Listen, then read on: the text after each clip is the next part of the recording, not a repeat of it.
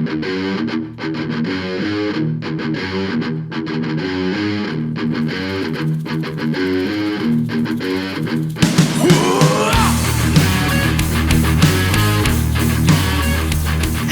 train our servicemen and women how to fight. We train them how to shoot, how to move, and how to communicate. But do we train them how to come home?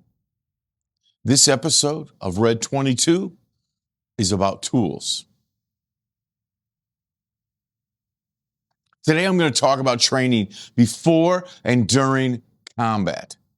The military actually does provide tools, and a lot of service members simply overlook them. Programs like operational stress control, resilience training, chaplain services, and embedded behavioral health teams exist because the military understands something important. Combat stress is legit. These programs are designed to help service members recognize stress reactions, regulate emotions, and stay operational. But the problem isn't that the tools don't exist. The problem is many of us servicemen and women simply don't use them until things are already falling apart. How many of us wait till the last minute to take care of something? This is the toolbox. I'm going to talk about some practical tools that you can use before, during, and after the fight. Tool number 1, tactical breathing. Breathe in for 4 seconds, hold it, breathe out for 4 seconds, and hold that. Repeat that 3 times, and that same breathing that steadies a rifle will steady your nervous system. It's a proven fact. Tool number 2, structure. When service members leave the military, the mission often disappears. And without structure, the mind starts wandering.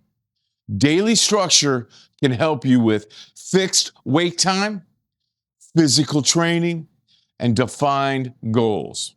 Because when the mission ends, the mind starts wandering. Tool 3, movement. Physical movement regulates stress better than almost anything. Strength training, walking, combat sports, endurance work. If stress doesn't have a way to leave the body, it stays in the mind. Tool 4, brotherhood. To me, this is one of the most important because the military already built the solution, the buddy system. But many veterans lose that or forget that after leaving service. The battle buddy system doesn't expire when the uniform comes off. Stay connected. Reach out to a friend. Reach out to a former service member. Tool 5, transition programs. Now, this is where the built-in support shows up. There's another tool most people don't think about, and it's already built into the system. When service members leave active duty, the military provides transition programs designed to help with the shift to civilian life. Programs like Transition Assistance Program, TAP, pre-separation counseling, VA benefits and briefings, career and education planning. These are built to help with employment, your financial planning, your mental health awareness, understanding your benefits. All these can relieve stress later. The military doesn't just train you to fight. It does try to prepare you to come home. Try. But a lot of us veterans sit through those briefings and don't really hear them. Because at that point, we're focused on getting out, not on what comes next. We're focused on going home, seeing our family. Those programs are tools. And like any tool, they only work if you or I use them. The tools are there before the fight, during the fight, after the fight. The question is, do we use them? Now, I've talked about lots of programs you can reach out to if you're having any issues, whether it's financial, whether it's mental, whether it's physical. We know that there are programs in place for you to reach out to somebody.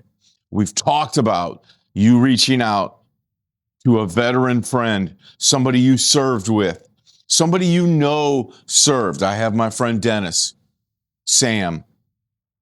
I have my friends from the military, Chris, Shelton.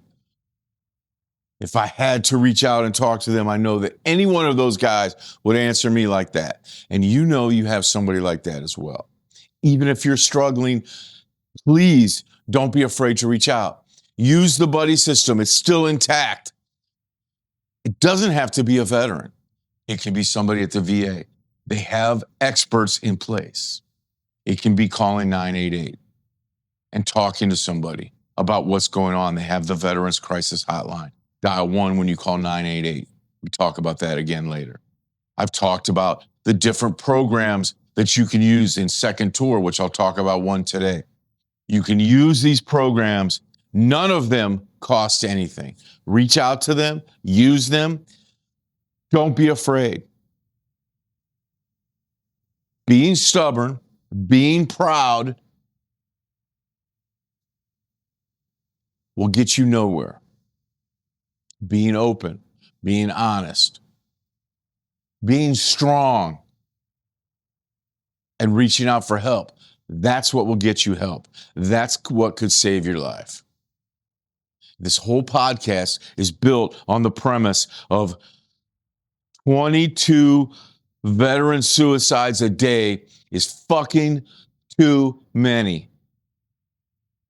All of us need to do something to help a veteran who we think might be in need. And if you are a veteran and you're struggling, use these programs. Feel free to reach out to me. My email is ltmdpodcast@gmail.com. Reach out to me. I'll talk to you.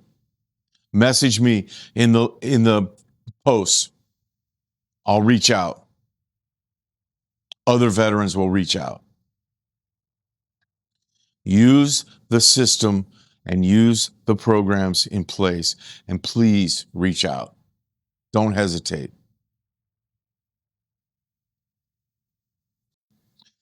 This is R.E.D 22, and this section is Remember Everyone Deployed. Each month we pause to recognize the American servicemen and women currently standing watch around the world. This month, our focus is the Middle East, where tensions between the United States and Iran have escalated into a war. U.S. forces are operating across the region in support of deterrence, regional security, and ongoing operations against hostile threats. American naval forces, aircraft, Marines, and other units remain forward deployed as part of that mission. In environments like this, the risk is real. And for the men and women deployed, the mission never feels theoretical. For families at home, the uncertainty can be just as heavy. The Middle East remains one of the most strategically important areas in the world. The Strait of Hormuz carries roughly 20% of the world's oil supply, making the region critical to global stability.